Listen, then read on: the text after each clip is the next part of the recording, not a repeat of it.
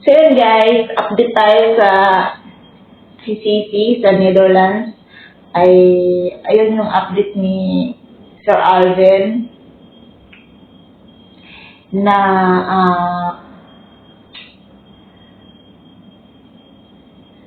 hindi pwede hindi na pwede magbodot sa park, sa Duterte Parks ng Netherlands. So, hindi muna yung mga kabayan natin dyan magbudot, magbinta, bawal po. Ayan. Pakinggan natin Sir Alvin. Okay sir, ngayong hapon na to, kinausap tayo ng kapulisan. Mayroon bang bagong rules? Meron na po tayong mga bagong rules ngayon. Number 1 is that pwede lang po tayo magstay dito from 10 o'clock in the morning hanggang alas 6 on a daily basis. Not unless po kung meron tayong permit. Maximum of 50 people lang po ang allowed dito. Meron pong advice yung police na pag lumagpas po tayo ng 50, pwede po na yung iba maglakad muna to ensure na 50 lang talaga yung tao dito.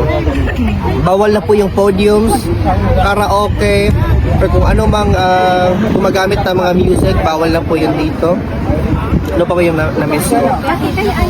At bawal yung mga food trucks, bawal magbenta ng mga pagkain. Basta importante, pagkatapos ng alas 6, we need to be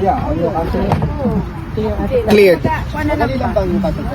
dito po. So, yun po yung mga bagong update ngayon. Did I miss something? Wala na. About sa demonstration sir? Oo. Sabi nila, if this is going to be a demonstration, you need to secure a permit. Otherwise, it's gonna be okay. So, hindi naman tayo nag-demonstrate dito? Hindi naman sir. Yun nga yung big dilemma sa kanila because we're not really demonstrating. We're just here to show support and love. Yun lang po. So, no need permit? No need permit po. Thank you sir. You're welcome po. So yun po yung update sa sa Duterte Park sa Netherlands. So hindi na sila pwede 10 hanggang 6 lang sila doon sa park. So hindi na sila pwede magdala ng food. Hindi pwede magbenta ng food doon. So yun yung update nila doon sa labas ng kay Pwede ko umuwi ka na po. Please. Namamatay na ata ng drumula doon sa park ng Tatay ko.